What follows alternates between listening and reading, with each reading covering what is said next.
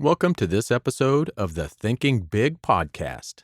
Today, we're talking about what happens when you cross quantum and spiritual physics with Cheryl Page. Cheryl went from left brain scientist to a psychic medium within 6 months of her boyfriend's death. Prior to this, she was not inclined towards conversation about the spiritual world, but she knew he could not have been extinguished. Nothing in her life prior to July 7th, 2017, prepared her for the mind-expanding discoveries she made on her journey to find out where Scott went. Whether you believe in the spiritual afterworld or not, even if you're a skeptic, you will want to hear what Cheryl has to say. Today, we're going to be thinking big on expanding our mindsets in this Part 1 series of what happens when you cross quantum and spiritual physics. Welcome to the Thinking Big podcast with Sean Osborne, the show helping you think bigger into your life and potential. Sean believes by equipping you with the tools, strategies, and philosophies required to be successful in all aspects of your life, you can achieve anything you believe in. Empowering our own growth makes a deeply positive and lasting impact on our lives, community, and our world. Now, here's Sean.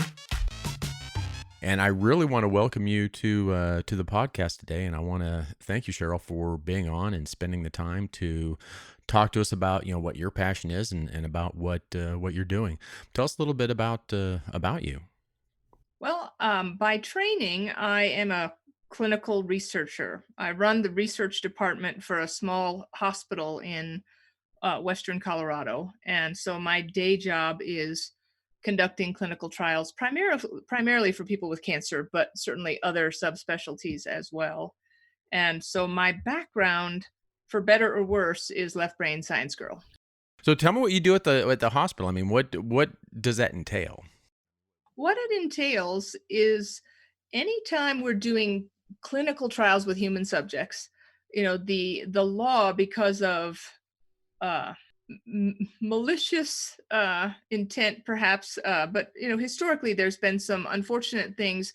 Everybody, I think, always thinks of Nazi Germany and all kinds of testing that happened on people without their consent, but we've certainly had that on our soil as well with the Tuskegee syphilis trials. There's been mismanagement of human resources as far as clinical research is concerned. So the grandest part of my job is to keep the human subjects in our institution, the people who decide to participate in clinical trials. My job is to keep them safe.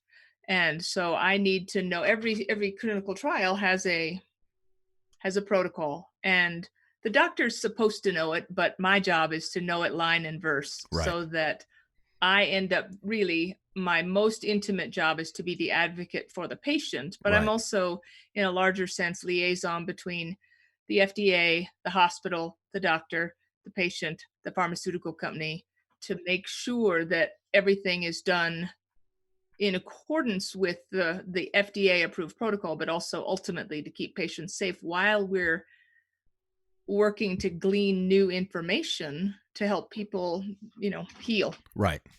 And that is such a big thing that we need to do. We need to continue doing. I know some people are against doing any type of trials, but we can't grow unless we learn. I mean, that's... Well, and I think that it's oversimplified, but if you go into CVS pharmacy, every single medication that you can choose from that's an over-the-counter medication, forget what's behind the counter. Right.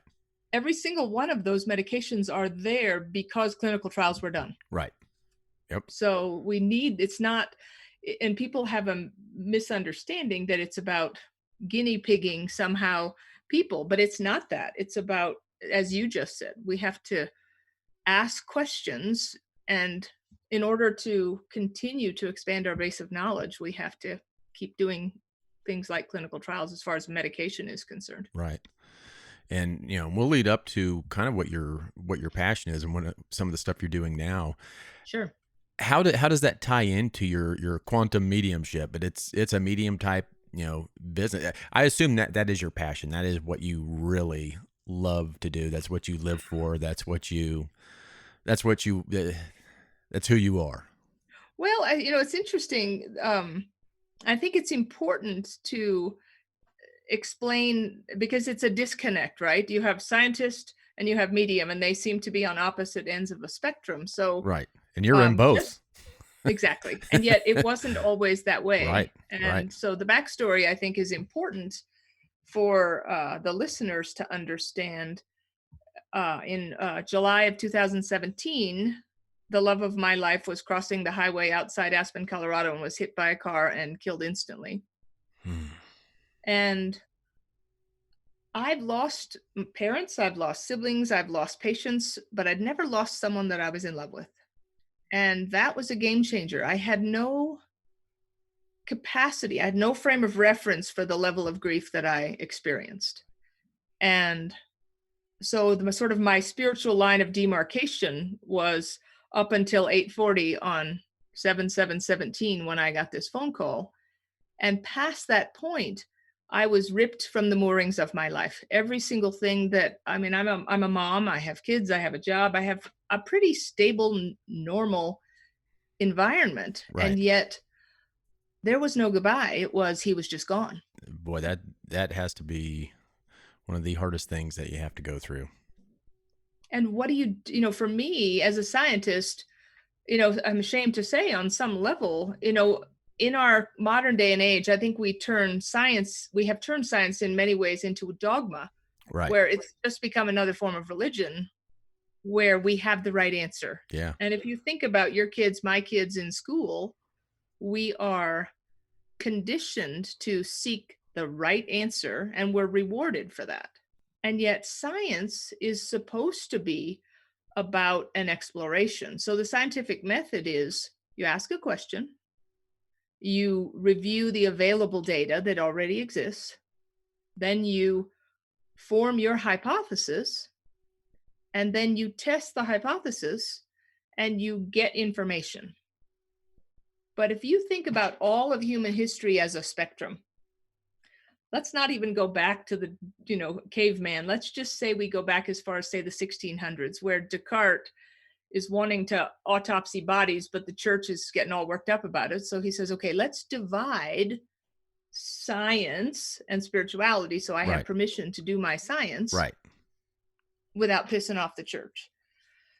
And so we learned some things because he was curious and he asked questions. And you get to Isaac Newton, and an apple hit him on the head when it fell out of the tree. And so, you know, modern physics was born out of his question. Yep. And yet, if you look at the spectrum of human history, it has always been partial information. Right. Yep. We thought the world was flat.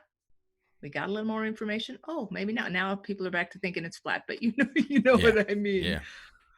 Yeah, and it's, you know, I've had the pleasure of talking with and meeting a gentleman, Dr. Bruce Lipton, which... Oh, yeah, Bruce is great. Oh, Bruce he is such a fantastic person. Yeah. And it's amazing when you talk to him. He came from the science. Yeah. And the truth of the matter is, Sean, that if we go back to that spectrum, and every, you know, year, every 20 years, every 100 years, every 200 years, we get more information. And so then if we're wise, we amend, whether that's as a society or as a person. Right. You amend your paradigm based on new information. Right. And that's the scientific model. And so it's not such a huge leap. And if you get to the beginning of the 20th century, you know, Albert Einstein in his general theory of relativity in 1904, whatever it was, and then Max Planck. I wanted to read this. I have a quote from Max Planck, who was he originated quantum theory. And his quote is, and this is roughly, he won the Nobel Prize for his quantum theory in 1918. And the quote is, I regard consciousness as fundamental. I regard matter as derivative of consciousness. Wow. Yeah. So even as a scientist, he acknowledged the starting point is consciousness, not matter. What did you think when you first read that quote? Well, you know, it's a wonderful thing to watch how we come to understand something, right? If you endeavor to learn a new language, or you endeavor to, you know, study a new subject or learn to play the guitar, you know, our understanding increases the more we spend time in that space learning that thing. Right. So when I first read it, it was after Scott passed, because I was looking for, I was having experiences, and I'll get back to that story, but I was having experiences that were outside of my frame of belief or understanding. But I didn't, as a scientist, I didn't want it to be mystical. Right. If it's real, I didn't want to just be a grieving woman who, wants to feel better. I could go to the Catholic Church for that, and that wasn't making me feel better that he was above a cloud somewhere with a guy with a beard and a staff and a halo. Right. That didn't help. But if what I was experiencing was real, then it had to be explainable. At least that was my thought process. Right. And so if this is real and I'm not lying to myself, I'm by myself, and I formed for myself a hypothesis, and I started studying quantum physics, which was the last thing I thought I'd ever study, but I started studying it because it seemed like therein might lie some explanation for what I was experiencing and how that was possible. Right. So after that happened in 17, what transformed within you to? So at that time, all I knew was that I was spiraling downward in this vortex of grief that I didn't understand it's kind of like on a river when you're kayaking, you get caught in this, eddy you can't get out of. Right. And I didn't know how, but I knew that if I was going to find answers, I needed to be more open-minded than I perhaps had been. And I didn't know anyone who knew anyone who knew anyone who knew a medium. It was the farthest thing from my reality, but I put on I think I wanted to make sure to share with you and with the listeners, to set a context for what I'm about to say, because it's what I had to do for myself. So if we have a spectrum here, and over here is not possible, not real, and over here is absolutely true, absolutely real, both of those are a full cup. Right. You have your answer. So neither of them has any room for new knowledge. So what's the midpoint on the scale then? The midpoint on the scale is what if? What if it's real? What if it's not? At least there's room. You acknowledge both possibilities. Right. And I think that people should be discerning, but I had to be more open-minded than I had been. So there's a quote from a guy in late 1800s called Charles Leadbeater. And this quote sets the tone for what it is I want to speak to. It is one of the commonest of our mistakes to consider that the limit of our power of perception is also the limit of all that there is to perceive. Yep. Well, if I can't, I can see it, and I only believe the things that I can see. Right. And yet, quantum physics and spirituality, what they have in common is they're both exploring an unseen world. Right. Quantum physics is about what is smaller. An atom is not something we can see. It's an atom. It's something that we can extrapolate. And so I needed to shift my perception to, okay, maybe there's more going on than I could understand. So I want to propose to the listeners that what if is the most meaningful place with anything new. Yeah. So I'm not asking you or anyone to believe what I say, but I'm asking to suspend disbelief and say, what if? So what happened for me is I found someone referred me to a medium, and this woman was, during 9/11, she was third in command of the free world. There was the president, there was the chairman of the Joint Chiefs of Staff, and there was her. So not a medium, but she was there at the Pentagon, and that loss of life was a shift for her. And 5 years later, her stepdaughter was unexpectedly killed, and it cracked her open to asking some of those bigger questions about, do we die? If we don't die, where do we go? Those kinds of things. Right. And so I thought, okay, this woman is left-brained enough for me. And her name is Suzanne Giesman, and she's become a dear friend and a mentor to me. But when I had a reading with her, she didn't know me from anybody. I didn't know her. And uh, I didn't know what to expect from having a reading with a medium. But we were on Zoom like this, and she was in Florida, and she didn't know where I was. She didn't know anything about me other than the love of my life had passed. And she came up with his first name, where he died, that he used to live in France, the weird, crazy song we sang at his memorial service, intimate things that even if she could have Googled me, she would not have found those things. Right. And so my question was, at the end of that, I don't exactly understand what happened. And I'd read some of her books, and I was conversant with her stance on things. And I said, so all I can say is that somehow you connected with Scott. And how do I do that? I don't want to need you. How do I do it?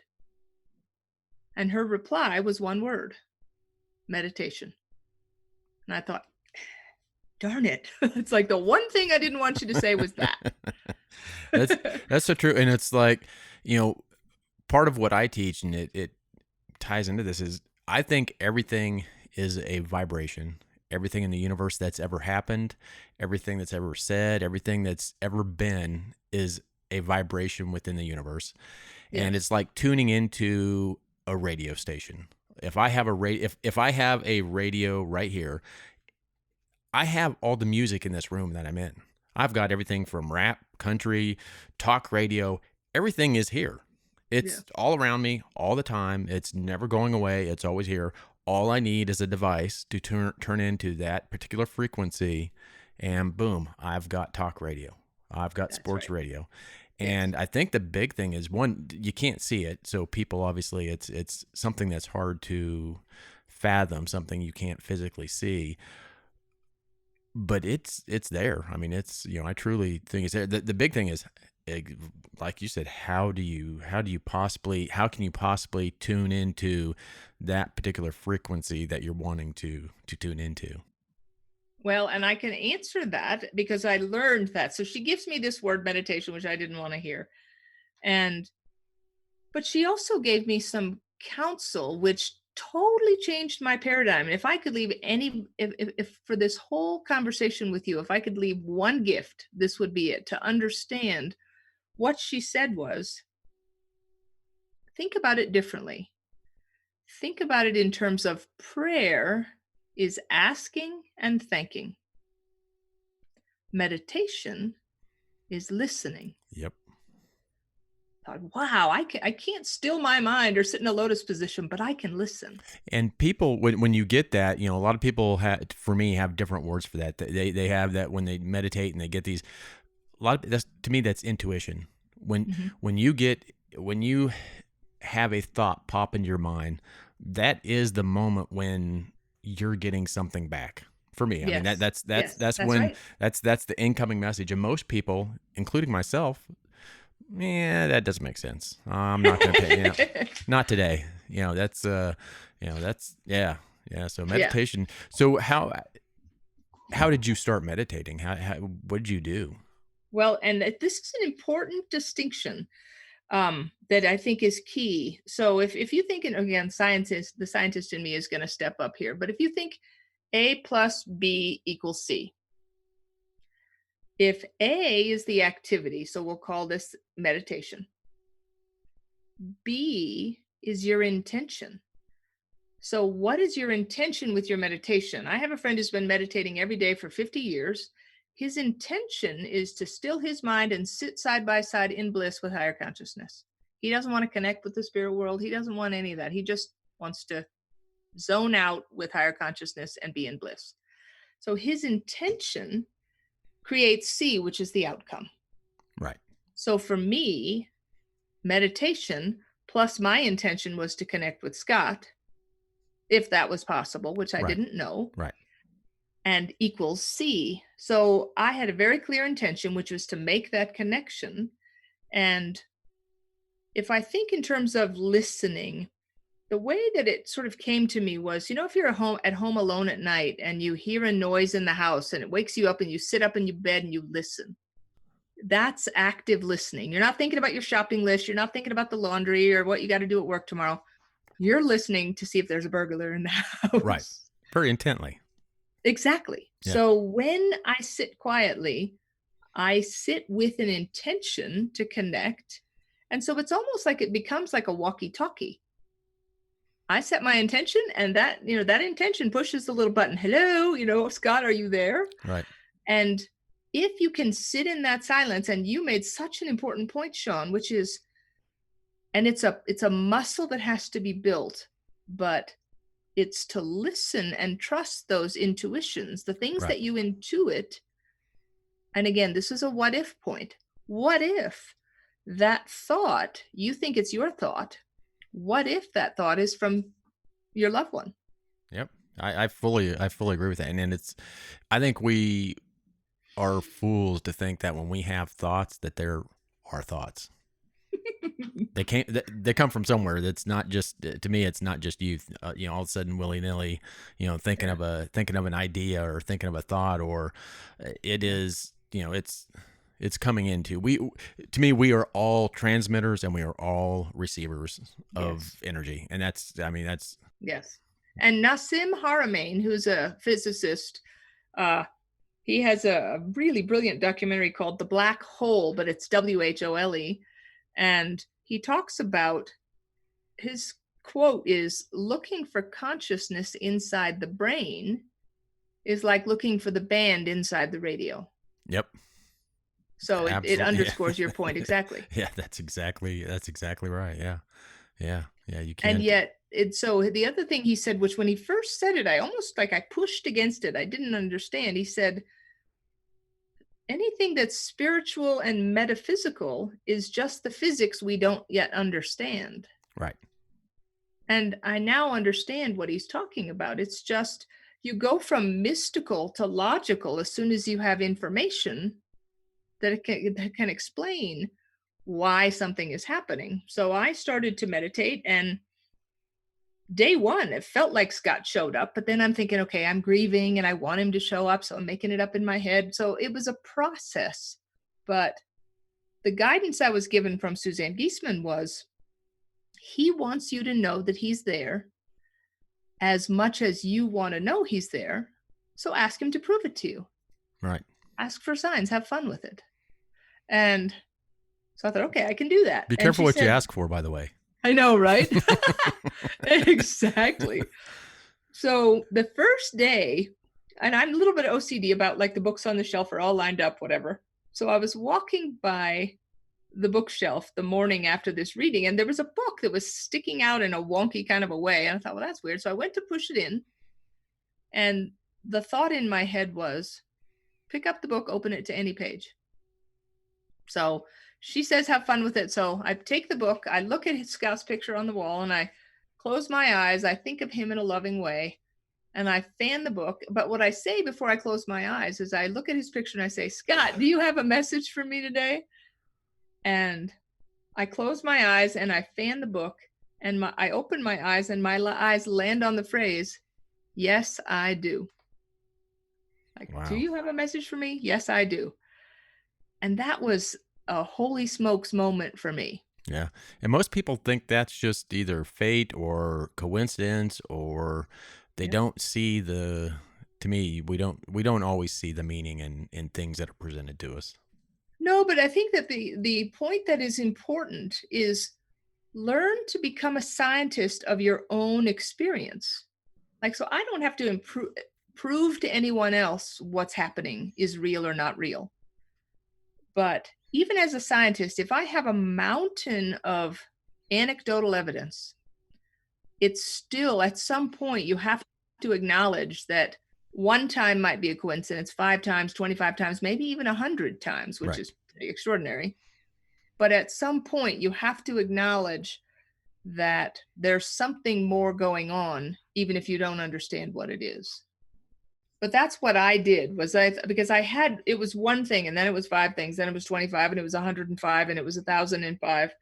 And so many things were happening that were outside of my existing paradigm for all intents and purposes. And this perhaps sounds melodramatic, but Scott died, or what I thought died, his body died, and I had to die to my former self to reach him.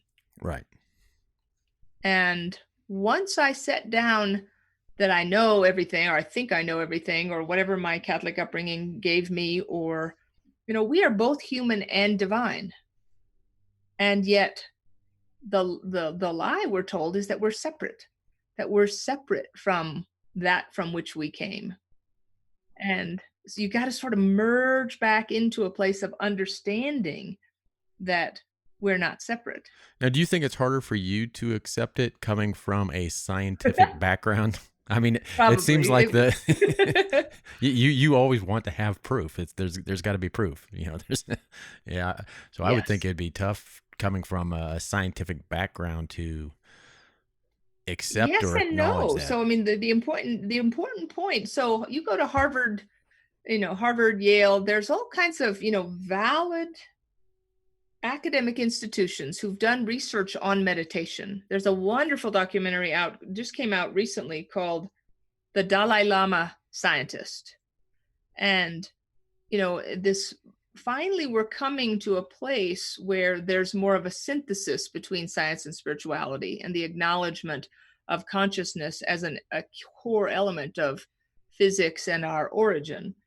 But if we will sit in that quiet, in that stillness, I always meditate with a notepad in my lap. So if something occurs to me, I open my eyes, I write it down, I close my eyes again. I don't Right. think about it in that moment.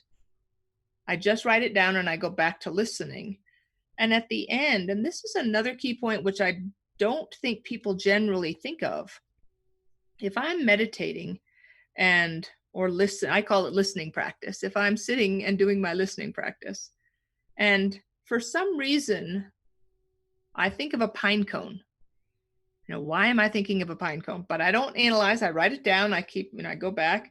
But if I sit there and I look and I have a pine cone and I don't know why, what am I going to do with that? Now, prior to Google, we didn't, you have Encyclopedia Britannica, 40 volumes in your basement. Right. But if you take that and you go to Google and you type in the spiritual significance of the pine cone, holy smokes, there's spiritual education that I was not aware of. So the day I got the pine cone, I also got the Eye of Horus and I got the pineal gland, but I didn't know what those had to do with each other. Right. But I'm a researcher. So I get done meditating, I go to Google, I type in the spiritual meaning of, and I learn that the pineal gland is called the pineal gland because it's shaped like a little pine cone. Didn't know that. And so the pine cone becomes a metaphor for this part of our brain, which is tied to what we would consider our third eye. And I didn't know that Horus, the Egyptian god with with a hawk head, Right. he had two eyes, lost an eye. Somebody built him a third eye. Then his other eye grew back. So he had three eyes, which is the third eye, which is the pineal gland, which is the pine cone. Right. But I didn't know all that. And I got a pine cone and I went in search of why was I getting those things. And I found answers because I utilized the technology. Right. Yeah, I think we've lost touch of a lot of our past history. We've kind of, I don't want to say modernized it, but we've we've analyzed everything to where, those, a lot of that stuff has just been, I don't want to say forgotten, but it's used a lot less, nowadays, it really is. But I think you're right. I think you're absolutely right. I think that it's lost to, our hurried nature perhaps, and Right. it's lost because maybe it's not perceived as value. So there's this subset of people who know those things. I wasn't a part of that subset of people prior to Scott's transition. And so one thing led to another. And first it felt like he was here and it didn't matter. At some point when I was meditating, when I was listening, I wasn't grieving. So it was helping me across a river of grief that I didn't have any way to navigate otherwise. Right. And then what happened next, I was in no way prepared for. I didn't have anybody else in my mind. Yes, I've lost my mom and I've lost my brother. I wasn't thinking about them. I was thinking about Scott. And yet one day when I was meditating, I had somebody else's loved one that I didn't know show up. And I thought, well, what the heck is this? And what do I do with this?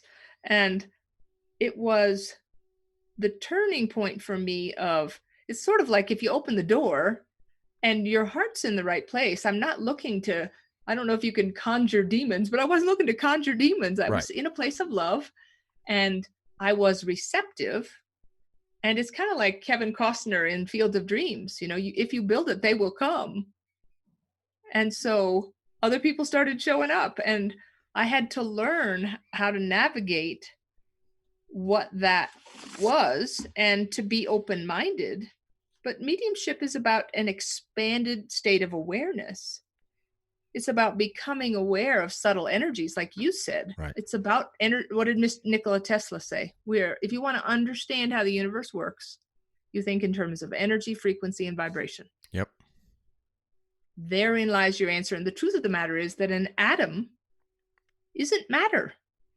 An atom is energy. Energy. It's all energy. Yeah. So we're not actually matter. We're energy. Yeah. Yeah. There's an illusion of matter. It's an illusion. And I mean, if you had a strong enough microscope, you could not tell the difference between me and this table. Exactly. It's all energy. Now, if you look back, so, once this happened and you kind of started seeing this stuff and realizing this stuff, when you look back in your life, do you have times where like, I should have seen that before this? I should have. There's been signs, yes, throughout my life, and I just didn't pay attention to them. Yes, absolutely. Yes.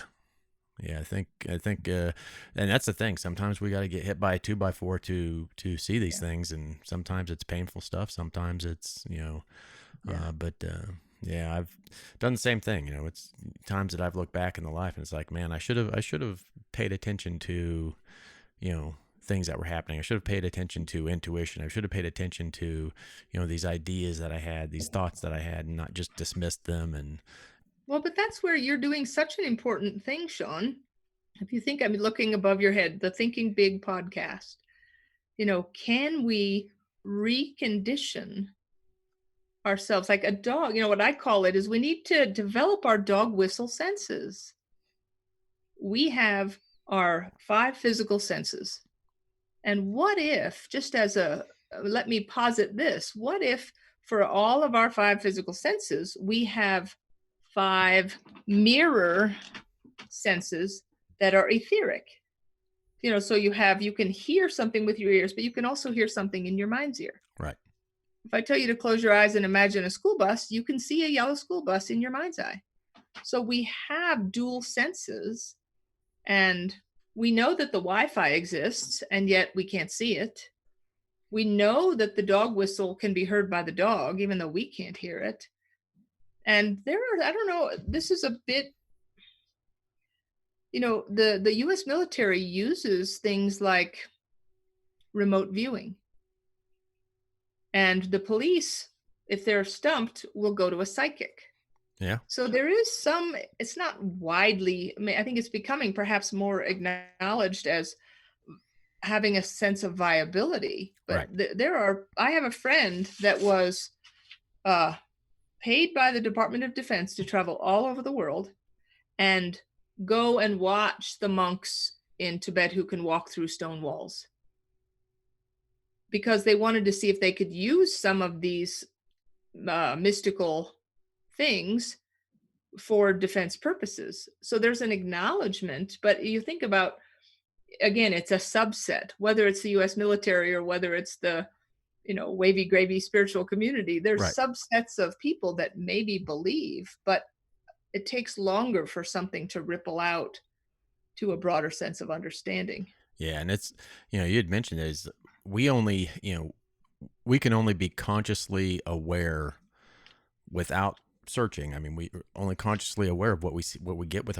our known 5 senses. And it's, we're processing such a small amount of our capacity with our conscious mind and with the senses, that to me, that's our general input, how we feel about things, how things feel to us, how they taste, how we hear them.